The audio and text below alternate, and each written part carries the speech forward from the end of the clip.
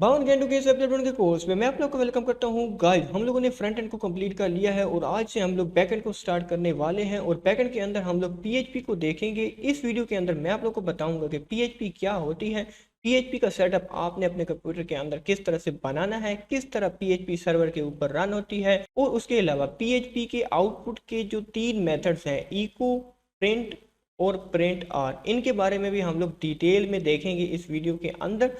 तो गाइज, इस वीडियो को स्टार्ट करने से पहले मैं आप लोग से यही रिक्वेस्ट करूंगा कि अगर आप इस चैनल पर नए हैं तो प्लीज इस चैनल को सब्सक्राइब करके बेल आइकन पर क्लिक करना मत भूलिएगा, क्योंकि सब्सक्राइबर इस चैनल के लिए और इस कोर्स को कंटिन्यू रखने के लिए बहुत ज़्यादा ज़रूरी है। सो चलते हैं अपने कंप्यूटर स्क्रीन पर, स्टार्ट करते हैं अपना आज का ये amazing lecture. So let's get started. Guys, आज की इस वीडियो से हम लोग बैकएंड को स्टार्ट करने जा रहे हैं और बैकएंड के अंदर हम लोग पीएचपी को देखेंगे। पीएचपी एक सर्वर साइड प्रोग्रामिंग लैंग्वेज है और इसको रन करने के लिए हमें अपने कंप्यूटर के अंदर एक वेब सर्वर एप्लीकेशन इंस्टॉल करनी पड़ेगी जिसका नाम है जैम सर्वर। ठीक है, ये जैम सर्वर एप्लीकेशन क्या करती है, ये हमारे पीएचपी के कोड को रन करने के बाद क्या करती है, हमारे कंप्यूटर के लोकल होस्ट पर उसको होस्ट कर देती है।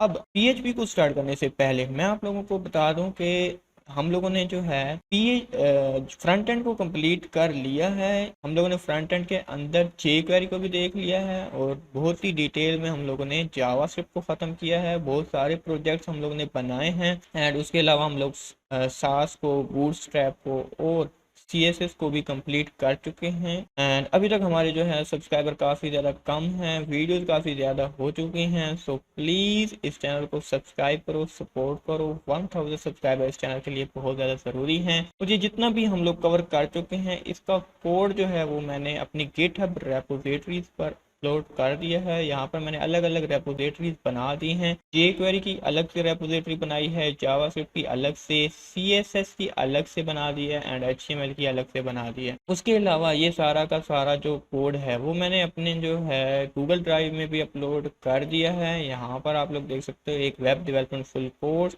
52 आवर्स नाम से एक फोल्डर है जिसका लिंक आप लोगों को डिस्क्रिप्शन में मिल जाएगा। इसको आप जैसे ओपन करोगे तो यहाँ पर हम लोगों ने 3 चीज़ों को डिटेल में स्टडी कर लिया है। अब जो जे क्वेरी है वो जावास्क्रिप्ट के कोर्स के अंदर ही है। यहाँ पर देखो ये जे क्वेरी का फोल्डर बना हुआ है एंड उसके अलावा जो CSS का फोल्डर है उसके अंदर अगर आप लोग चाहोगे तो यहाँ पर सास का एंड देन बूटस्ट्रैप भी यहाँ पर आप लोगों को मिल जाएगी। तो गाइज, अब हम लोग देखे हैं कि किस तरह से हम लोग सैम को डाउनलोड करेंगे। तो सैम को जो है आप लोगों ने डाउनलोड करने के लिए गूगल पर सर्च करना है सैम डाउनलोड और आपके पास इस तरह से वेबसाइट आ जाएंगी। सबसे पहली वेबसाइट ऑफिशियल वेबसाइट है और मैं आप लोगों को रिकमेंड करूंगा कि आप इसी वेबसाइट से डाउनलोड कीजिएगा। अगर यहाँ पर कोई इश्यू वगैरह होता है तो आप लोग सोर्स फॉरगेट वेबसाइट से भी डाउनलोड कर सकते हो और उसके अलावा अप टू डाउन वेबसाइट से भी डाउनलोड कर सकते हो। ये तीनों वेबसाइट अच्छी हैं। ठीक है, हम लोग क्या करेंगे कि ऑफिशियल वेबसाइट पे जाएंगे और यहाँ पर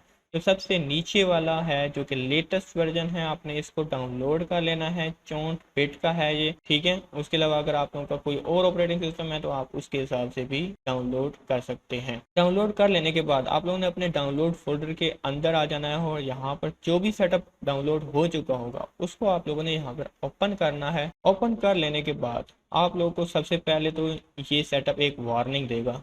ठीक है, एंड अगर ये वार्निंग आती है तो आप लोगों ने इसको ओके कर लेना है। ओके इसलिए कर लेना है क्योंकि हमें जो है जैन सर्वर पर यकीन है कि वो हमारा डेटा जो है इधर उधर नहीं करेगा। सो मैं यहाँ पर जो है ओके के बटन पर क्लिक करूंगा एंड देन यहाँ पर नेक्स्ट करूंगा। यहाँ पर देखो हमारे पास बहुत सारी चीज़ें देखने को मिल रही हैं। ये जो जैन सर्वर है ये सिर्फ PHP को एग्जीक्यूट नहीं करता, ये बहुत सारी और काम भी करता है। ये SQL को भी हैंडल करता है, FTP सर्वर भी है, मेल सर्वर भी है और इसके अंदर और भी बहुत सारी चीज़ें हैं। तो हम लोग जो है इस चीज़ को अभी नहीं छेड़ेंगे एंड देन नेक्स्ट के बटन पर क्लिक करेंगे। अब देखो यहाँ पर जो है ना बाय डिफॉल्ट पा दिया गया है C के अंदर जैम इंस्टॉल होगा, यानी कि यहाँ पर C के अंदर यहाँ पर जो है जैम इंस्टॉल होगा बाय डिफॉल्ट। लेकिन मैंने यहाँ पर इंस्टॉल नहीं किया हुआ, मैंने D ड्राइव के अंदर जैम को इंस्टॉल किया हुआ है। ठीक है, तो आप लोगों ने क्या करना है, आप लोगों ने भी C ड्राइव के अंदर इंस्टॉल नहीं करना। ठीक है, मैं आप लोगों को रिकमेंड करूंगा कि आप लोग इंस्टॉल ना करो। अगर आप दूसरी ड्राइव में इंस्टॉल करते हो तो उसका एक फ़ायदा ये होगा कि अगर आप लोगों की विंडो का कोई इश्यूज वगैरह बन जाता है तो आप लोग जो है न्यू विंडो करते हो तो आपके जो प्रोग्राम्स और डेटाबेसेस वगैरह बनी हुई होंगी वो आपकी सेफ रहेगी, क्योंकि वो दूसरी ड्राइव में होगा तो आप लोग सी ड्राइव के अंदर न्यू विंडो कर दोगे तो कोई इशू नहीं होगा। यहाँ पर जो जैम है ना, जैम चल रहा है। अब यहाँ पर आप लोगों ने क्या करना है, यहाँ पर सिंपली इसको कर लो कॉपी ना, यहाँ पर मैं इस नेम को यहाँ से कॉपी कर लूंगा एंड कॉपी करने के बाद क्या करता हूँ, यहाँ पर मैं सिलेक्ट कर लेता हूँ डी ड्राइव को सिलेक्ट करने के बाद ना यहाँ पर इसके अंदर ना एक फोल्डर मुझे सिलेक्ट करना होगा, तो मैं वही नाम का फोल्डर, यहाँ पर अभी ये फोल्डर बना नहीं है, ये खुद बना देगा, तो आप लोगों ने बिल्कुल भी टेंशन नहीं लेनी है। अगर आप लोग ये चीज़ नहीं करोगे एंड देन नेक्स्ट करके इंस्टॉल कर देते हो, सिंपली डी ड्राइव है, ठीक है, डी ड्राइव के अंदर इंस्टॉल कर दो, हम लोग ऐसा बोल रहे हैं, तो क्या होगा कि डी ड्राइव के अंदर ना ये जो अभी मेरा जो जैम है, यहाँ पर जैम नाम का फोल्डर है, इसके अंदर जितनी भी ये सारे के सारे फोल्डर एंड फाइल्स वगैरह हैं ये यहाँ पर नहीं डालेगा बल्कि ये बाहर पेस्ट कर देगा, जो कि गलत है। आप लोगों ने ऐसा नहीं करना, नहीं तो आपकी जो है दूसरी जो ड्राइव होगी वो भी खच मच उसके अंदर मच जाएगी। तो ऐसा आप लोगों ने नहीं करना है, ठीक है। आपने अपने सेटअप के अंदर यहाँ पर जो है एक फोल्डर का नाम दे देना है, उसी फोल्डर के अंदर ही सारी इंस्टॉलेशन हो जाएगी। एंड देन नेक्स्ट के बटन पर क्लिक करोगे, उसके बाद इंस्टॉल का बटन आएगा, आप लोग इंस्टॉल कर लीजिएगा। मैं इंस्टॉल नहीं कर रहा क्योंकि मैंने ऑलरेडी इंस्टॉल किया हुआ है एंड उसके अंदर मेरी डेटाबेसेस वगैरह पड़ी हैं, प्रोजेक्ट्स वगैरह पड़े हैं, सो मैं इसको इंस्टॉल नहीं करूँगा। सिंपली मैं यहाँ पर कैंसिल करता हूँ एंड यहाँ पर येस करता हूँ, तो ये उड़ चुका है। अब उसके बाद आप लोगों ने क्या करना है, सिंपली सर्च बार पे सर्च करना है जैम्प नाम का कंट्रोल पैनल। अब ये जो जैम्प नाम का कंट्रोल पैनल है इसको आप लोगों ने कहीं पर ना लिंक कर लेना है। अब मैं तो इसको जो है ना स्टार्ट मेन्यू में लिंक कर लेता हूँ, यानी कि पिन कर देता हूँ एंड यहाँ पर मुझे दिखा रहा है अनपिन फ्रॉम स्टार्ट मेन्यू। तो स्टार्ट मेन्यू से आप लोगों ने पिन कर लेना है। पिन करने का फ़ायदा ये होगा कि आप सिंपली विंडो बटन पे जब क्लिक करोगे तो जो हमारे पास स्टार्ट मेन्यू होगा उसके अंदर यहाँ पर जैम कंट्रोल पैनल शो होगा आपको। मैं जितने भी प्रोग्राम यूज़ करता हूँ मोस्टली वो सारे के सारे प्रोग्राम जो है मैं यहाँ पर पिन कर लेता हूँ एंड इजीली जो है ना मैं फिर उनको यूज़ कर पाता हूँ। सो मैं यहाँ पे क्या करूँगा, इसको ओपन कर लूँगा। अब देखो गाइस, आपके कंप्यूटर में कहाँ पे जैम इंस्टॉल हुआ है मुझे नहीं पता, ठीक है, एंड मेरे कंप्यूटर में कहाँ पे इंस्टॉल है मुझे भी नहीं पता। मैं अज्यूम कर रहा हूँ कि मुझे भी नहीं पता, आप लोगों को भी नहीं पता। तो आप लोगों ने क्या करना है, ठीक है, अभी के लिए मैंने जो है ना ये सारे फोल्डर तो मैंने ख़त्म कर दिए हैं एंड देन मैंने यहाँ पर कंट्रोल पैनल ओपन कर लिया है जैम का। अब ये बहुत सारी चीज़ें हमें प्रोवाइड करता है। इसके अंदर जो पहला है ना अपाचे, ये क्या करता है, ये पीएचपी के कोड को रन करता है एंड देन उसको होस्ट कर देता है हमारे कंप्यूटर के लोकल आईपी पर, ठीक है। अच्छा, अब इसको स्टार्ट करने से पहले मैं आप लोगों को बता दूं कि यहाँ पर ना एक बटन है, मैं यहाँ पर आप लोगों को जूम करके दिखा देता हूँ। ये देखो एक्सप्लोरर नाम से फंक्शन है, और फंक्शन बोलता हूँ बटन है। इस बटन पर जैसे ही आप क्लिक करोगे ना तो जैम सर्वर आपके कंप्यूटर में जहाँ भी इंस्टॉल होगा वहाँ पर जो है आपका ये जो फोल्डर है ना वो ओपन हो जाएगा। जहाँ पर भी आपका जैम सर्वर इंस्टॉल होगा वहाँ पर वो वाला फोल्डर ओपन हो जाएगा जैसे ही आप एक्सप्लोरर नाम के बटन पर क्लिक करते हो तो, ठीक है।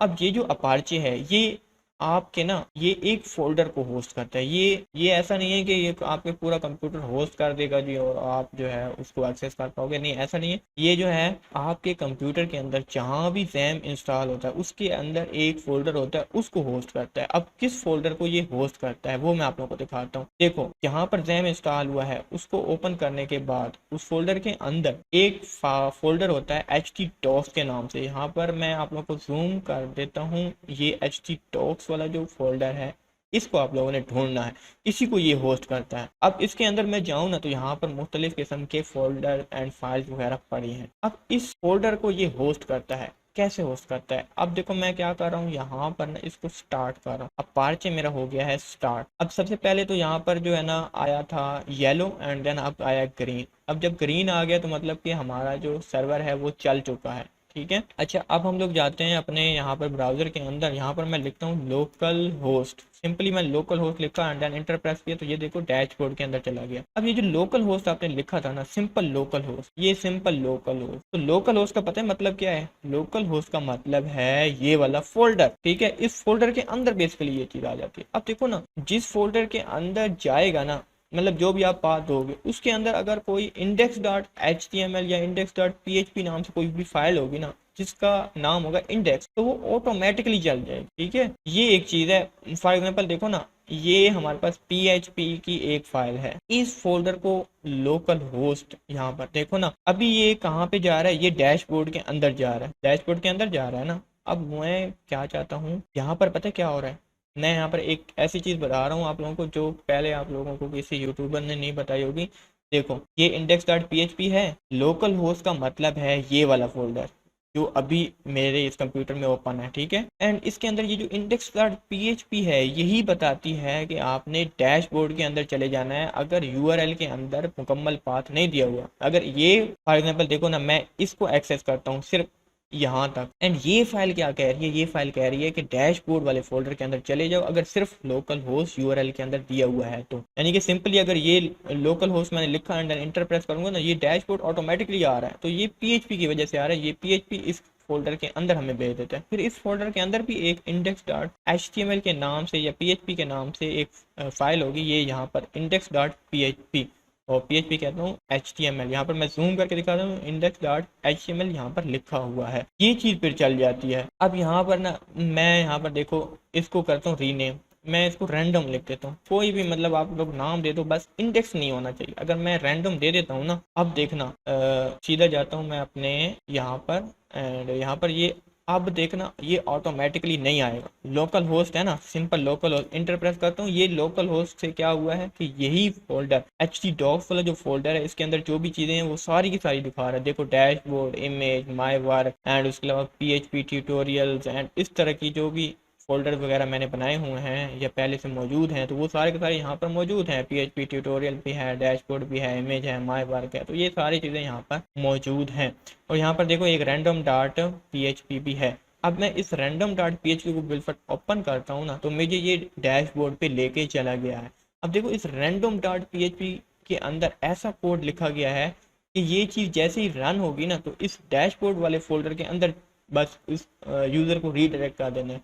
तो अगर मैं इसको चलाता हूँ तो ऑटोमेटिकली मैं डैशबोर्ड के अंदर चला जाता हूँ। ओके गाइस, एंड अगर मैं चाहता हूँ कि जो डैशबोर्ड है ना इसके अंदर भी एक जो index.html है वो भी ना चले, देखो अब डैशबोर्ड के अंदर जो index.html है वो ऑटोमेटिकली चल रही है ना, तो मैं अगर इसको भी ना, इसको भी मैं रैंडम दे दूंगा ना अगर, तो रीडायरेक्ट तो हो जाएगा लेकिन वो ये वाला डैशबोर्ड आप लोगों को देखने को नहीं मिलेगा। देखो सिंपली मैं क्या करूँ, सिंपली मैं यहाँ पर लोकल होस्ट लिख रहा हूँ एंड लोकल होस्ट लिखने के बाद यहाँ पर क्या आ रहा है, रैंडम डॉट PHP है जो कि पहले ऑटोमेटिकली चल जाती थी और क्या कर देती थी कि डैशबोर्ड के अंदर भेज देती थी। अगर मैं इसको अब चलाता हूँ ना एंड ये मुझे डैशबोर्ड के अंदर तो ले गई है एंड यहाँ पर इसको रन भी करवा दिया है। अगर मैं इसको रीलोड करूँ तो यहाँ पर मुझे नहीं देखने, पहले चेंजेस मेरे ख्याल में सेव नहीं होती तो जिसकी वजह से ये ऐसा हो रहा था। बहरहाल अब जो है ना यहाँ पर ये डैशबोर्ड का क्या दिखा रहा है, फोल्डर के अंदर जो भी चीज़ें हैं वो सारी की सारी चीज़ें हमें शो करवा रहा है, रन नहीं हो रहा ना, ऑटोमेटिकली चीज़ें रन नहीं हो रही। अगर मैं यहाँ पर ना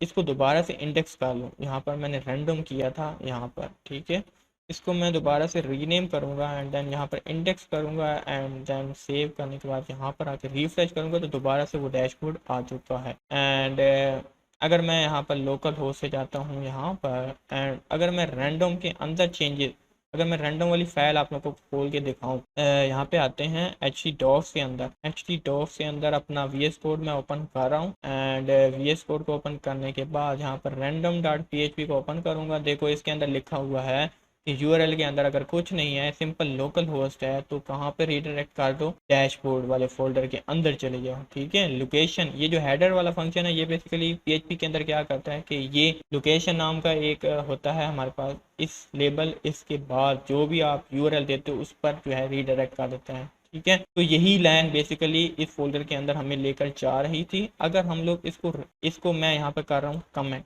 ठीक है, एंड कमेंट करने के बाद हम लोग यहाँ पर अगर रैंडम डॉट PHP को चलाएं तो ये देखो हमारी इंस्टॉलेशन बिल्कुल ठीक हुई है, हमारी इंस्टॉलेशन में कोई मसला नहीं है, ठीक है। यहाँ पर लिखा हुआ है something is wrong with the XAMPP installation, लेकिन XAMPP इंस्टॉलेशन में कोई इशू नहीं है, ठीक है। जस्ट मैंने ये कोड जो है जो कि रीडायरेक्ट कर देता था वो रीडायरेक्ट नहीं कर रहा है, तो इसलिए ये नीचे वाला टेक्स्ट शो हो रहा है, ठीक है। अगर मैं इसको यहाँ पर कर देता हूँ अनकमेंट और जैसे ही मैं अनकमेंट करता हूँ, सेव करता हूँ और यहाँ पर रिलोड करता हूँ तो डैशबोर्ड के अंदर चला गया हूँ, ठीक है। एंड मुझे जो है सबसे पहले इसको रीसेट कर लेते हैं। ये रीसेट हो गया है एंड यहाँ पर जो random डॉट php है ना, अब इसको मैं ऐसा करता हूँ डिलीट ही कर देता हूँ। अगर मैं इसको डिलीट कर दूंगा ना तो भी मेरे जो हमारा ये चीज़ है इसको कोई फ़र्क पड़ने वाला नहीं है, ठीक है। तो मैं इसको क्या करूँगा, डिलीट ही कर दूंगा। यहाँ पर मैं इसको random डॉट php को ना डिलीट कर दूंगा। अब क्या होगा कि अब मेरा डैशबोर्ड ओपन तब होगा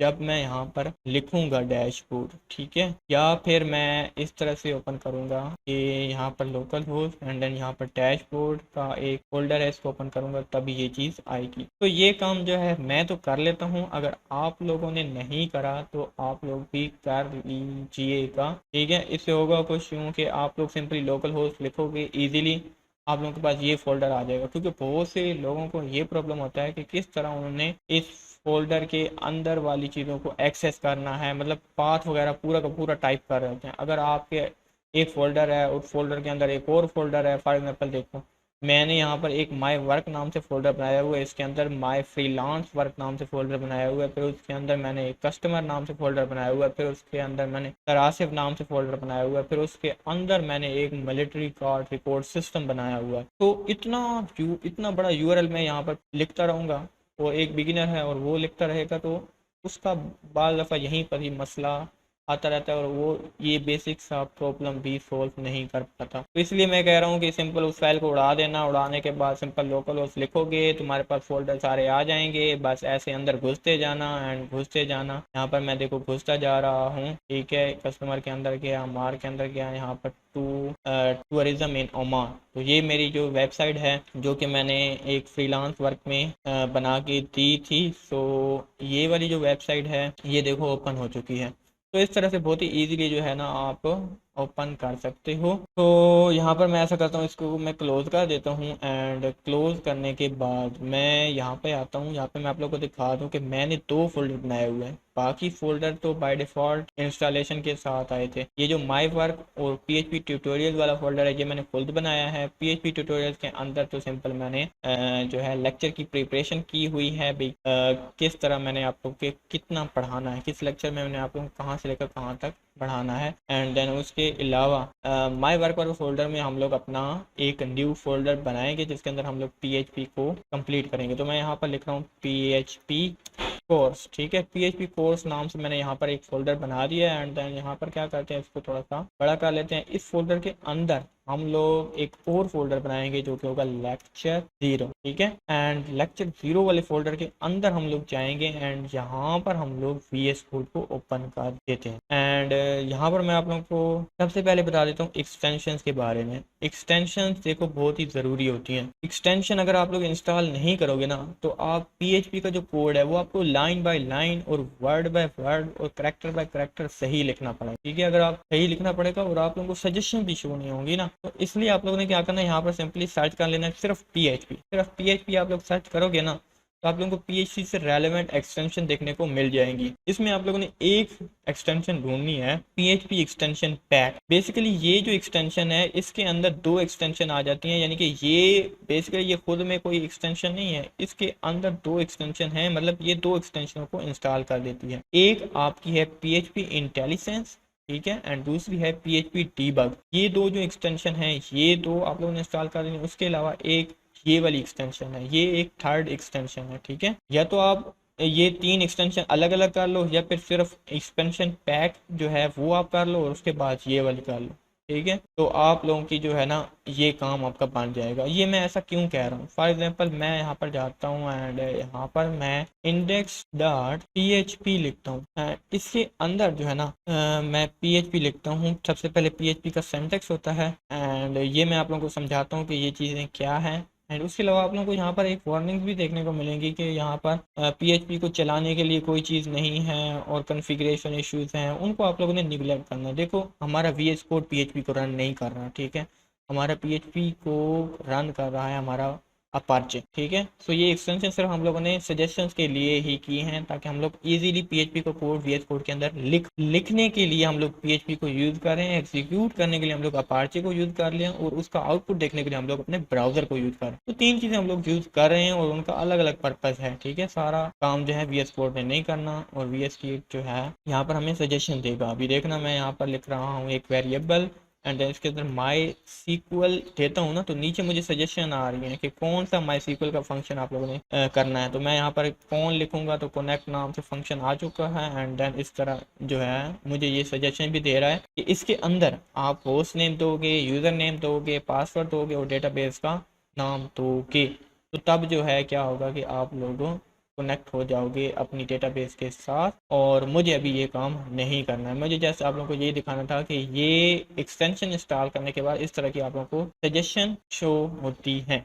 ठीक है, तो यहाँ पर मैं इसको कर लूँगा सेव एंड सेव करने के बाद यहाँ पर ब्राउज़र में आते हैं एंड देन ये वाली सारी चीज़ें ना क्लोज कर लेते हैं। तो सिंपल हमारा ये ब्राउज़र ओपन है एंड अपार्चे हमारा ओपन है, यहाँ पर अपार्चे हमारा रन कर रहा है एंड उसके अलावा हमारा एक वीएस कोड ओपन है एंड यहाँ पर मैंने txt जो है यहाँ पर जिसके अंदर मैंने टॉपिक्स लिखे हुए हैं यहाँ पर मैं इसको कॉपी करूँगा और यहाँ पर वीएस कोड के अंदर जो है पेस्ट कर दूंगा। अब सबसे पहले आता है जो पीएचपी का इंट्रोडक्शन। पीएचपी का इंट्रोडक्शन में क्या है कि पीएचपी के थ्रू आप लोग क्या क्या कर सकते हो। तो पीएचपी के थ्रू आप लोग डायनेमिक वेब पेजेस बना सकते हो। इसका मतलब ये है कि जो भी यूज़र चेंज करेगा, डायनेमिक पेज क्या होता है कि जिसके अंदर यूज़र जो है, यूज़र के पास कंट्रोल होता है कोई भी चीज़ ऐड करने का, डिलीट करने का, रिमूव करने का या फिर कोई भी एक्टिविटी परफॉर्म करने का, कोई भी सर्विसेज लेने का, गेट करने का। ठीक है, तो ये वाले जो पेजेस हैं वो आप लोग क्रिएट कर सकते हो। इसमें क्या होती हैं, चेंजेस सेव होती हैं डेटाबेस के अंदर जिसकी वजह से हमें परमानेंट चेंजेस दिखाई देते हैं। देखो हम लोगों ने जितना भी फ्रंट एंड पढ़ा है उसके अंदर भी हम लोग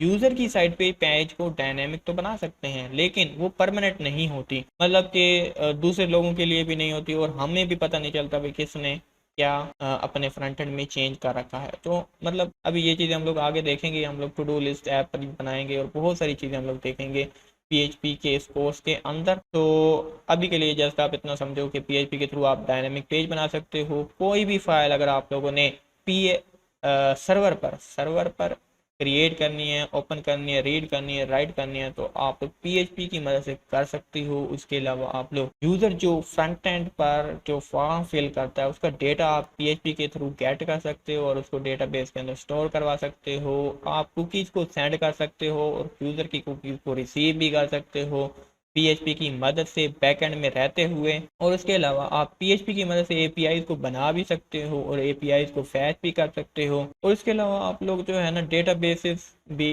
के साथ कनेक्शन बनवा सकते हो अपने फ्रंट एंड का। अपने आपकी जो वेबसाइट का फ्रंट एंड होगा और जो आपकी वेबसाइट की डेटाबेस होगी वो दोनों आपस में कनेक्टेड होते हैं पीएचपी की मदद से। पीएचपी अगर दरमियान में नहीं होगी तो ये चीज़ पॉसिबल नहीं हो। उसके अलावा अगर आप लोगों ने डेटा को इनक्रिप्ट करना है, यानी कि हमारा जो डेटाबेस है उसके अंदर जो डेटा है वो कभी भी मतलब कि ओरिजिनल शेप में नहीं रखा जाता, उसको इनक्रिप्ट करके रखा जाता है।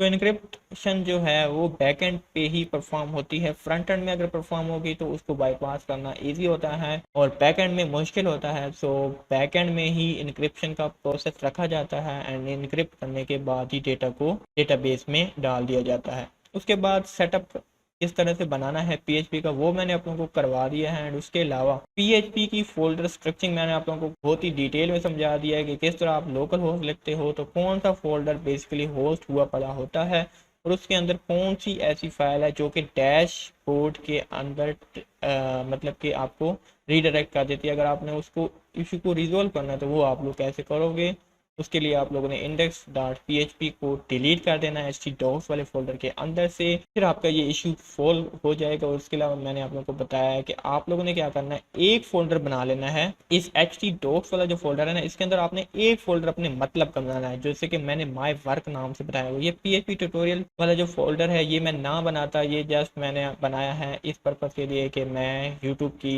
जो वीडियो के जो लेक्चर की प्रिपरेशन है वीडियो शूट करने से पहले वो मैं यहाँ पर कर सकूं, तो इसलिए मैंने यहाँ पे बनाया हुआ, अदरवाइज मैं यहाँ पर ना बनाता। तो आपने एक ही फोल्डर बनाना है जिसका नाम भी इजी हो और उसके अंदर जो है फिर आपने बाकी सारी चीज़ें, बाकी सारे जितने भी मर्जी फोल्डर बनाओ उसकी खैर, आपने बस एक फोल्डर के अंदर ही सारा काम करना है। ये एक बेस्ट वे है। तो उसके अलावा मैंने आप लोगों को एक्सटेंशन के बारे में बता दिया, वर्किंग का बता देता हूँ कि PHP की जो वर्किंग है वो किस तरह से होती है। फॉर एग्जांपल देखो, PHP की ये फाइल है index.html, ये इसका रन होने का प्रोसीजर क्या है कि PHP की फाइल जो है सबसे पहले जाती है अपार्चे के पास। अपार्चे उसके अंदर PHP के कोड को एग्जीक्यूट करता है। अगर अगर यहाँ पर ये चीज़ ऑप्शनल है, ये यहाँ पर मैं लिख रहा हूँ ऑप्शनल, और यहाँ पर बंद कर देता हूँ। ये जो ऑप्शनल है ना MySQL, ये ऑप्शनल इसलिए है कि अगर PHP के कोड के अंदर SQL है, PHP के अंदर ही SQL हम लोग लिखते हैं, और वो जो SQL है वो एग्जीक्यूट किसके द्वारा करवाई जाती है, वो करवाई जाती है MySQL से। ठीक है, तो अगर PHP के कोड के अंदर MySQL वाला कोई कोड होगा तो वो फिर SQL के पास जाएगा, एंड वो एग्जीक्यूट करने के बाद दोबारा से अपार्चे के पास जाएगा। ठीक है, यहाँ पर मैंने थोड़ी सी मिस्टेक कर दी है, यहाँ पर ना लिखता हूँ मैं अपार्चे। ठीक है, तो दोबारा से अपार्चे के पास जाता है, एंड देन अपार्चे फिर क्या करता है कि कंप्लीट फिल्टर करके ना HTML CSS और जावास्क्रिप्ट का कोड वो क्लाइंट साइड पे भेज देता है। समझ आई? तो सर्वर साइड पे हमारी PHP की फाइल होती है। यहाँ पर थोड़ा सा मैं इसको इस तरह कर देता हूँ। देखो, PHP साइड, सर्वर साइड पे हमारे पास एक PHP की फाइल है, वो सबसे पहले जाती है अपार्चे के पास। अपार्चा क्या करता है, उसके अंदर PHP का सारा कोड रन करता है। अगर उसके अंदर MySQL यानी कि SQL लिखी हुई है तो वो फिर MySQL के द्वारा रन करवाता है, और रन करने के बाद जो रिजल्ट आता है वो दोबारा से अपार्चे के पास जाता है, और अपार्चे कंप्लीटली तौर पर फिल्टर करता है कि कोई भी PHP का कोड जो है वो ऐसा ना हो जो एग्जीक्यूट ना हुआ हो। ठीक है, मुकम्मल एग्जीक्यूट होने के बाद फिर क्या करना है कि HTML CSS और जावास्क्रिप्ट को फिल्टर करके क्लाइंट साइड पे भेज देना। क्लाइंट साइड पे सिर्फ HTML CSS और जावास्क्रिप्ट का कोड जाता है, यानी कि फ्रंट एंड का कोड जाता है। बैक एंड की चीज़ें जो है वो अपार्चे जो है यहाँ पर एग्जीक्यूट कर चुका होता है। ठीक हो गया। एंड उसके अलावा यहाँ पर जो है ना मैंने एक नोट दिया हुआ है जिसके अंदर मैंने लिखा हुआ है जो PHP की जो फाइल होती है उसके अंदर बहुत सारी चीज़ें, मतलब आप लिख सकते हो। आप टेक्स्ट भी सिंपल लिखोगे तो कोई एरर नहीं आएगा। अगर आप HTML लिखते हो, CSS लिखते हो, जावास्क्रिप्ट लिखते हो तो वो भी आप लिख सकते हो PHP वाली फाइल के अंदर। एंड देन उसके अलावा आप PHP का कोड भी लिख सकते हो। अब जो PHP का कोड है ना वो लिखने के लिए एक PHP का सिंटैक्स है। PHP का सिंटैक्स अगर आप फॉलो करते हो तो तब जाके जो आप कोड लिखोगे वो PHP का कोड होएगा। एंड मैं अभी यहाँ पर इसको प्रैक्टिकली भी करवा देता हूँ। एंड PHP का जो सिंटैक्स होगा उसके अंदर फिर हम लोग आउटपुट के फंक्शन देखेंगे, eco, print and print are. And इनमें जो इको एंड प्रिंट है ये तो सेम है, लेकिन प्रिंट आर जो है ये डिफरेंट है। ये सिर्फ अरेज के लिए होता है, एंड ये जो है सिर्फ डेटा को डिस्प्ले करवाने के लिए होते हैं, लेकिन ये अरे का डेटा डिस्प्ले या ऑब्जेक्ट का डेटा डिस्प्ले नहीं करवा सकते। ये इको एंड प्रिंट, और इको एंड प्रिंट में इको जो है ये ज़्यादा फास्ट है, प्रिंट फास्ट नहीं है, ये स्लो है। इसको मैं रिकमेंड भी नहीं करूँगा कि आप यूज़ करो। आप इको को यूज़ करो और प्रिंट आर को यूज़ करो, क्योंकि ये दो मोस्टली यूज़ होते हैं। उसके अलावा PHP जो है उसके अंदर एक प्रॉब्लम है जो कि मैं आप लोगों को लास्ट में बता दूंगा।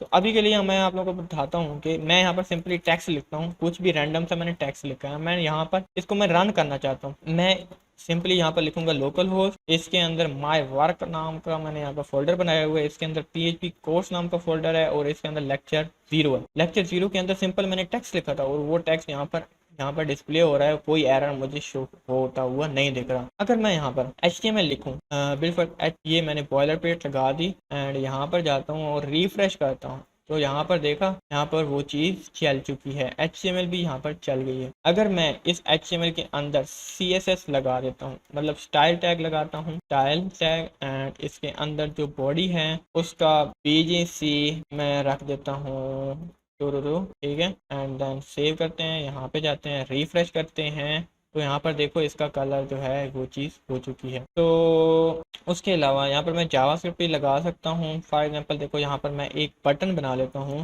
बटन, और इसके अंदर लिखता हूँ ऑन क्लिक। जैसे इस पर क्लिक हो तो रन FN नाम से फंक्शन जो है वो कॉल हो जाए। एंड उसके अलावा क्या करूँगा, इसकी स्टाइलिंग भी कर लेता हूँ कि जो हमारा बटन है उसके जो अंदर फ़ॉन्ट साइज़ है वो 3 rem होना चाहिए, एंड देन जो पैडिंग है वो 2 rem ऊपर नीचे से, एंड देन 3 rem साइडों से होनी चाहिए। लेट्स सपोज मैं इतना कह रहा हूँ, एंड देन यहाँ पर सेव करूँगा और यहाँ पर ये बटन आ गया है, लेकिन यहाँ पर ना मैंने इस बटन के अंदर कुछ लिखा नहीं है। मैं यहाँ पर लिखता हूँ क्लिक हेयर, एंड देन यहाँ पर सेव करूँगा और यहाँ पर देखते हैं कि हमें क्लिक हेयर देखने को मिल गया है। अब हम लोग क्या कर सकते हैं, जिस तरह हम लोग यहाँ पर स्क्रिप्ट टैग लगाएंगे एंड यहाँ पर अपना एक फंक्शन बनाएंगे जावा स्क्रिप्ट का, और उसके अंदर मैं रन FN लिखता हूँ एंड इसके अंदर मैं एक अलर्ट करवा देता हूँ, दिस इज जावा स्क्रिप्ट। ठीक है,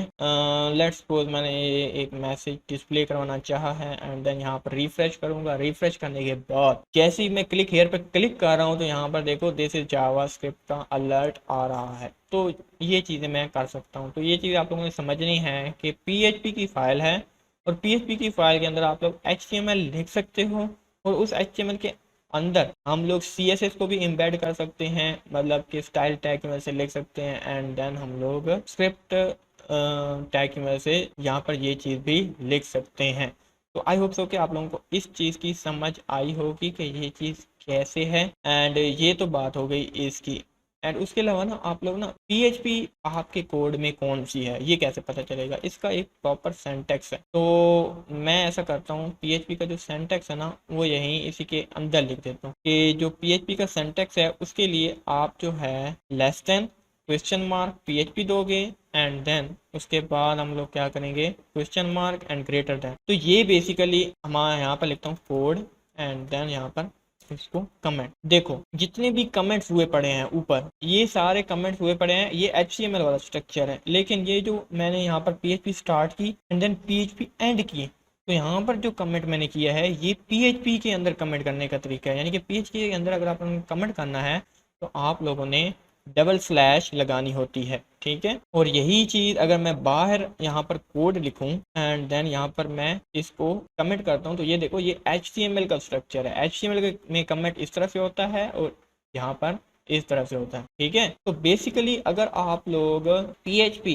PHP के फाइल के अंदर या तो आप HTML लिखते हो या तो आप PHP लिखते हो, और जो CSS और जावास्क्रिप्ट है वो आप HTML की मदद से लिखते हो। देखो HTML है, HTML के अंदर हम लोग स्टाइल टैग की मदद से CSS लिख सकते हैं, स्क्रिप्ट टैग की मदद से जावास्क्रिप्ट लिख सकते हैं। अब PHP की जो फाइल है उसके अंदर आप लोग HTML और PHP को तो डायरेक्ट लिख सकते हो, लेकिन CSS और जावास्क्रिप्ट को डायरेक्ट नहीं लिख सकते, लेकिन HTML को यूज करते हुए आप लिख सकते हो PHP की फाइल के अंदर। अब यहाँ पर देखो ना मैं क्या करता हूँ कि इसको भी कमेंट कर लेता हूँ एंड इसको भी मैं कमेंट कर देता। ठीक हो गया, एंड ये कमेंट तो बहरहाल होते नहीं हैं, सो ऐसा करते हैं इसको ना उड़ा ही देते हैं। तो ये चीज़ें जो है मैंने उड़ा दी हैं, एंड मैं यहाँ पे क्या करूँगा कि जो हमारी बॉयलर प्लेट है इसको भी उड़ा देते हैं। सिंपल मैंने आप लोगों को समझाना था। एंड यहाँ पर ना हम लोग PHP यहाँ पे मैंने स्टार्ट की, यहाँ पे मैंने एंड की, एंड इसके दरमियान मैं PHP को लिखूंगा। अब इसके अंदर इको नाम से एक फंक्शन होता है जिसके अंदर इको लिखो, उसके बाद डबल कोट्स के अंदर आप लोग स्ट्रिंग दे सकते हो। ठीक है, इसके एंड पे ना सेमी कॉलन मास्ट होता है। उसके अलावा अगर आप लोगों ने कोई स्ट्रिंग नहीं डिस्प्ले करना, नंबर डिस्प्ले करना, तो वो आप सिंपल इस तरह से डिस्प्ले करवा सकते हो। ठीक है, इको एंड देन नंबर दे दो। उसके अलावा अगर आप लोगों ने इको को यूज नहीं करना कि प्रिंट को यूज करना है, तो आप प्रिंट का इस तरह फंक्शन यूज करोगे, एंड देन इसके अंदर अगर आप लोगों ने स्ट्रिंग देनी है तो डबल कोट्स में आप दे दोगे। एंड इसी तरह अगर आप लोगों ने नंबर देना है तो वो आप लोग यहाँ पर दे दोगे डायरेक्ट। एंड देन लास्ट में आप लोगों ने सेमी कॉलन जरूर लगाना है, क्योंकि PHP जो है ये आपको माफ नहीं करेगा अगर आप लोग ऐसा नहीं करोगे। प्रिंट आर क्या करता है, प्रिंट आर बेसिकली अरे का डेटा डिस्प्ले करवाता है। ठीक है, प्रिंट आर क्या करता है, अरे। सबसे पहले मैं यहाँ पर अरे बना रहा हूँ, ARR। ठीक है, तो आप लोग जावास्क्रिप्ट पढ़ चुके हो। देखो PHP को सीखने से पहले आप लोग को जावास्क्रिप्ट तो आनी ही आनी चाहिए। ठीक है, तो जावास्क्रिप्ट अगर आप लोगों को आती है तो अरे का तो आप लोगों को पता है। अभी मैं अरे डिटेल में नहीं पढ़ा रहा PHP के अंदर, सिंपल मैं आप लोगों को बता रहा हूँ कि देखो जिस तरह अरे बनाने का तरीका होता है, सिंपल मैंने इस तरह से अरे एक बना दी। ठीक हो गया, एंड यहाँ पर मैं इसको डिस्प्ले करवा सकता हूँ। सेमी कॉलन लगाना मत भूलिएगा। देखो यहाँ पर मुझे एरर्स शो हो रहे हैं। यहाँ पर मैं क्या करूँगा, सिंपली ARR लिख रहा हूँ एंड देन यहाँ पर सेव करता हूँ। एंड देन सेव करने के बाद यहाँ पर जाते हैं एंड यहाँ पर इसको रिफ्रेश करते हैं तो देखो स्ट्रिंग 12 स्ट्रिंग 13 एंड देन ये चीज़ आ रही है। अब देखो यहाँ पर ना एक तो ये चीज़ है कि स्ट्रिंग आप दे दोगे डबल कोट्स के अंदर, बिल फर्स्ट डबल उसके अंदर कोई डबल कोट्स आप यूज कर रहे हैं, आपने यहाँ पर लिखना है हेलो। मैंने यहाँ पर लिखा hello and hello double quotes के अंदर होगा एंड इसके मैं आउटर पे लगा देता हूँ जी सिंगल कोट। ठीक है, यहाँ पर मैं सिंगल कोट लगा दूंगा एंड एंड पे भी मैं लगा दूंगा सिंगल कोट। अब मैं यहाँ पर सेव करता हूँ ना, तो अब डबल जो हेलो है ना, हेलो डबल कोट्स के अंदर आएगा। ठीक है, अगर आप लोगों ने एक ऐसी स्ट्रिंग लिखनी है जिसके अंदर डबल कोट्स यूज होंगे तो आपने जो आउटर जो कोट्स हैं वो आपने सिंगल लगाने, तो तभी आप अंदर डबल कोट्स यूज कर पाओगे। और अगर आप लोगों ने बिलफर्ज यहाँ पे मैं कंट्रोल बल्कि न्यू लिख लेते हैं कि अगर मैं यहाँ पर इको करूँ एंड मैं लिखूँ यहाँ पर डबल कोट एंड यहाँ पर मैं लिखूँ आई एम आ प्रोग्रामर। ठीक है, एंड देन यहाँ पर मैं सेव करने के बाद जैसे ही चाहता हूँ और यहाँ पर रिफ्रेश करता हूँ तो देखो आई एम अ प्रोग्रामर आ रहा है और इसके अंदर देखो आई के बाद यहाँ पर सिंगल कॉमा लगा हुआ है। अगर मुझे स्ट्रिंग के अंदर सिंगल कॉमा को यूज़ करना है तो बाहर मैं डबल कॉमा लगाऊंगा और अगर मुझे स्ट्रिंग के अंदर डबल कॉमा को यूज़ करना है तो मैं बाहर सिंगल कॉमा लगाऊंगा। ठीक है, और यही सेम टू सेम काम हम लोग यहाँ पर इसके लिए भी करते हैं एंड देन इसके लिए भी करते हैं। यहाँ पर एक और चीज़ मैं आप लोग को बता देता हूँ कि इको के अंदर आप HTML को भी एग्जीक्यूट करवा सकते हो। फॉर एग्जाम्पल मैंने यहाँ पे इको लिखा एंड इको लिखने के बाद स्ट्रिंग में मैं क्या पास कर रहा हूँ, एक BR पास कर रहा हूँ। तो जैसे मैं यहाँ पर BR पास करता हूँ, मैं चाहता हूँ कि देखो अभी मैं क्या करता हूँ, इसको यहाँ से कॉपी करता हूँ, कॉपी करने के बाद इस हेलो के नीचे भी डाल देता हूँ एंड देन इस प्रोग्रामर के नीचे भी डाल देता हूँ और इस 12 के नीचे भी डाल देता हूँ। लेकिन 12 के नीचे ना मैं 2 डाल देता हूँ क्योंकि उसके बाद नया टॉपिक शुरू हो रहा है एंड और उस नए टॉपिक के ख़त्म होने के बाद जो है मैं फिर इसी तरह 3 बार डाल देता हूँ एंड यहाँ पर मैं इंटर प्रेस कर देता हूँ। वैसे अगर मैं इंटर ना भी डालूँ तो भी मतलब कि मेरा काम चलता है क्योंकि सेमी कॉलन का मतलब होता है कि यहाँ पर एंड हो चुकी है हमारी PHP की लाइन। तो मैं यहाँ पर अब मैं जाऊँगा ना, यहाँ पर अगर मैं रिफ्रेश करता हूँ ना तो ये अब लाइन में आ जाएंगे क्योंकि BR का मतलब क्या होता है, स्ट्रिंग के बाद एक ब्रेक दे दूं। तो मैं यहाँ जैसे ही रिफ्रेश करूंगा तो देखो यहाँ पर ये चीज़ आ चुकी है। अब यहाँ पर मैं थोड़ा सा बड़ा करके दिखा देता हूँ। देखो ये हमारा पहला पोर्शन था, फिर दूसरा पोर्शन, फिर तीसरा पोर्शन। आई होप सो कि आप लोगों को समझ आई होगी। यहाँ पर थोड़ी सी एक गड़बड़ी हुई है कि यहाँ पर एक इको जो है ना मुझे इन दोनों के दरमियान भी लगाना था। तो अब मैं यहाँ पर रिफ्रेश करता हूँ एंड देन यहाँ पर मैं रिफ्रेश करूँगा तो ये चीज़ आ चुकी है। देखो बिल फर्स्ट मैं यहाँ पर ना एंड पे एक एरर जनरेट करवा रहा हूँ। देखो ये एक इंटरप्रेटेड लैंग्वेज है, PHP एक इंटरप्रेटेड लैंग्वेज है। अगर पहली लाइनें सारी ठीक हैं तो आखिर वाली लाइन में एरर है तो हमारा पहले वाले का रिजल्ट दिखा देगा। तो मैं यहाँ पर इको करवाता हूँ इसको, ठीक है, अरे को इको की मदद से मैं क्या अरे को डिस्प्ले करवा सकता हूँ। तो मैं यहाँ पर आऊँगा, रिफ्रेश करूँगा तो नीचे मुझे एक एरर देखने को मिल गया है कि अरे टू स्ट्रिंग कन्वर्जन। अरे कभी भी स्ट्रिंग में कन्वर्ट नहीं हो रही। ठीक है, अरे को पहले स्ट्रिंग में कन्वर्ट करो किसी तरह एंड जब कन्वर्ट हो जाए तो तभी आप इको की मदद से डिस्प्ले करवाना, अदरवाइज आप भूल जाओ, मैं डिस्प्ले नहीं करवा सकता। इको ऐसा बोल रहा है, इको नहीं करवा सकता। ठीक है, एंड देन उसके अलावा हमारे पास ये प्रिंट भी नहीं करवा सकता।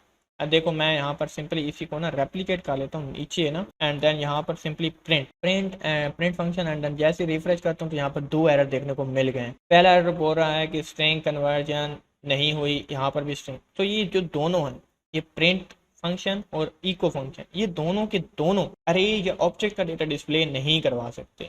समझ आई? ये सिर्फ स्ट्रिंग को डिस्प्ले करवाते हैं एंड यही इनके साथ इशू है। तो बेसिकली मुझे आज की इस वीडियो के अंदर जैसे आप लोगों को यही चीज़ें समझानी थी। आप लोगों ने अपने पूरे होल PHP की जर्नी के अंदर इको को यूज़ करना है एंड प्रिंट आर को यूज़ करना है, दैट्स इट। ठीक है, उसके अलावा आपने प्रिंट को यूज़ नहीं करना, ये आप लोगों को कहीं भी देखने को नहीं मिलेगा। वैसे आप लोगों को पता होना चाहिए लेकिन इसका यूज़ आप लोग नहीं कर ओके। अच्छा, PHP प्रॉब्लम क्या हो, PHP की CSS के साथ प्रॉब्लम क्या है ये मैं आप लोगों को बता दूं। फॉर एग्जांपल देखो ना, मैंने एक HTML लिखी है, ठीक हो गया, एंड HTML लिखने के बाद मैंने यहाँ पर एक H1 दिया है जिसके अंदर मैंने लिखा मियाँ वाली कोड हाउ एंड उसके बाद मैंने एक दूसरी हेडिंग ली है जिसके अंदर मैंने लिखा PHP course has been started. ठीक है, एंड यहाँ पे जाता हूँ, डायल करता हूँ इनको H1 को करता हूँ जी कलर ब्लू एंड जो H2 है ना उसका कलर कर देते हैं जी ग्रीन एंड देन सेव करूँगा। यहाँ पे जाता हूँ, रिफ्रेश करूँगा तो ये चीज़ आ चुकी है। अब यहाँ पर ना मसला पता क्या होता है, अभी मेरा ये है जी ब्लू, बिल्कुल मैं इसको करता हूँ रेड। यहाँ पर मैं सिंपली लिख दूंगा रेड और यहाँ पर सेव करता हूँ और यहाँ पर रिफ्रेश करता हूँ एंड देन यहाँ पर क्या आ गया है रेड। दोबारा से मैं यहाँ पे जाऊँगा एंड देन यहाँ पर येलो लिखूंगा एंड यहाँ पर सेव करूँगा एंड यहाँ पर आऊँगा और यहाँ पर तो ये देखो यहाँ पर अब क्या आ रहा है, येलो आ रहा है। दोबारा से मैं जाऊँगा एंड यहाँ पर लिखूँगा बिल्कुल पर्पल लिख देता हूँ एंड देन सेव करूँगा और यहाँ पर आता हूँ एंड यहाँ पर रिफ्रेश करता हूँ तो मेरे पास यहाँ पर पर्पल देखने को मिल गया। अब आप लोग सोच रहे होगा कि ये मैं क्या कर रहा हूँ, तो ये मैं इसलिए कर रहा हूँ कि देखो फॉर एग्जांपल आप लोग इस तरह के चेंजेस तो करते हो, जब आप एक वेबसाइट बना रहे हो तो आप इस तरह से CSS को चेंज कर रहे हो। कभी आप लोगों को स्टाइलिंग अच्छी लगेगी, कभी आप लोगों को स्टाइलिंग अच्छी नहीं लगेगी और चेंजेस कभी कभी ना क्या होता है कि रिफ्लेक्ट नहीं देखने को मिलते। फॉर एग्जाम्पल मैंने यहाँ पर ये किया ना पर्पल, अगर मैं इसका कलर चेंज करता हूँ अपने CSS के अंदर और यहाँ पर रिफ्रेश करता हूँ तो मुझे ये दोबारा से पर्पल ही देखने को मिलेगा। ऐसा अभी तो नहीं हो रहा लेकिन ऐसा होगा, ठीक है। जब हम लोग आगे जाके ऐप्स बनाएंगे तो तब जाके ये चीज़ें होंगी। तो अभी से मैं आप लोगों को बता रहा हूँ कि इसका सोल्यूशन क्या है अगर आपको ऐसा, अगर आपके साथ भी ऐसा होता है। अभी के लिए इस रिस्पॉन्सिवनेस को तो मैं हटा देता हूँ एंड यहाँ पर देखो ना, आप लोगों ने यहाँ पर इसकी हिस्ट्री के अंदर आना है, अपने ब्राउज़र की हिस्ट्री के अंदर। हिस्ट्री के अंदर आने के बाद आप यहाँ पर जो क्लियर ब्राउजिंग करोगे ना उसके अंदर आप लोगों ने क्या करना है कि ये जो हमारे पास कैशे है, ये कैशे बेसिकली हमारी स्टाइलिंग को स्टोर कर लेती है आर्जी तौर पर। पता नहीं कोई इशू है, मेरा तो सॉल्व नहीं हुआ था तो मैंने तो यही करता हूँ, पहले फ्रंट एंड बना लेता हूँ कंप्लीट, उसके बाद मैं बैक एंड स्टार्ट करता हूँ एंड मुझे फिर कोई इशू देखने को नहीं मिलता है। बहरहाल अगर कोई इशू वगैरह आ भी जाता है तो सिंपल आपने यहाँ पे कैशे को जो है वो यहाँ पे क्लियर कर लेना है, ठीक है।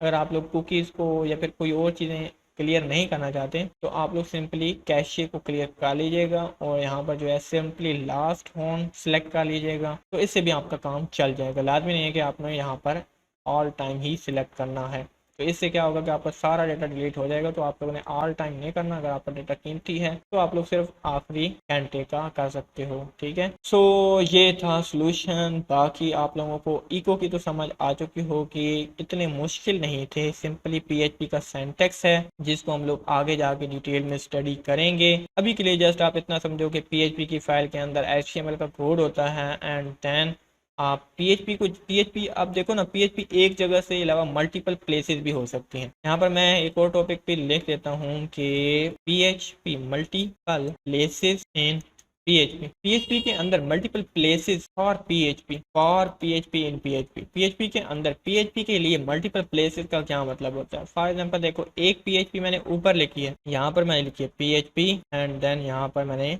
PHP को क्लोज किया है एंड देन यहाँ पर मैं एक इको लगा रहा हूँ जिसके अंदर मैं लिख रहा हूँ H1 एंड इसके अंदर मैं लिख रहा हूँ फर्स्ट PHP एंड यहाँ पर मैं इसको ऐड कर देता हूँ। ये तो हो गई हमारी फर्स्ट PHP। और अगर PHP के फाइल के मतलब PHP के सिंटैक्स के अंदर अगर सिर्फ एक स्टेटमेंट है, सिर्फ एक स्टेटमेंट है तो आप लोगों को एंड पे सेमीकोलन लगाने की ज़रूरत नहीं पड़ती है। तो यहाँ पर मैं सेमीकोलन नहीं लगाऊंगा तब भी मुझे कोई एरर देखने को नहीं मिल रहा है। यहाँ एडिटर में शो नहीं हो रहा तो वहाँ पे भी शो नहीं होगा। तो यहाँ पर मैं अगर कॉपी कर लूँ एंड देन कॉपी करने के बाद इस HTML वाले कोड के अंदर, ठीक है, इन दोनों के दरमियान में PHP को इंसर्ट कर देता हूँ और यहाँ पर लिखता हूँ जी सेकेंड PHP। अभी देखो PHP की पोजीशन क्या है, सबसे पहले ये PHP एग्जीक्यूट होनी चाहिए, ये एग्जीक्यूट होनी चाहिए ना। उसके बाद कौन सी एग्जीक्यूट होनी चाहिए, ये वाली, यानी कि मियाँ वाली कोड हाउ और PHP course have been started के दरमियान में शो होनी चाहिए एंड बाकी जो लास्ट वाली PHP है वो लास्ट में शो होनी चाहिए। तो यही चीज़ हम लोग यहाँ पे देखते हैं, एक हेडिंग ऊपर आएगी, एक इन दोनों के दरमियान में आएगी एंड देन एक हमारी नीचे एग्जीक्यूट हो रही है। तो मैं यहाँ पर जैसे रिफ्रेश करता हूँ तो देखो यहाँ पर फर्स्ट PHP आ रहा है एंड देन यहाँ पर सेकंड PHP आ रहा है, इन दोनों के दरमियान में ही आ रहा है। और ये मतलब कि PHP सिर्फ वहाँ है जहाँ PHP को ओपन एंड क्लोज किया गया है, ठीक है। तो आई होप सो कि थोड़ा बहुत तो आप लोगों को समझ आया होगा। नेक्स्ट वीडियो से एक प्रॉपरली हम लोग स्टार्ट करेंगे। सबसे पहला जो स्टेप होता है वो काफ़ी मुश्किल होता है। मैंने काफ़ी डीप में आप लोगों को समझा तो दिया है कि किस तरह से पीएचपी का सेटअप होता है और पीएचपी की वर्किंग होती है, एंड देन कुछ बेसिक करवा दिए। तो आज की वीडियो में इतना ही। मिलते हैं नेक्स्ट वीडियो में नेक्स्ट लेक्चर के साथ। चैनल को सब्सक्राइब करना और वीडियो को लाइक करना मत भूलिएगा। इस चैनल को आपके लव एंड सपोर्ट की बहुत ज़्यादा ज़रूरत है। तब तक के लिए अल्लाह हाफिज़।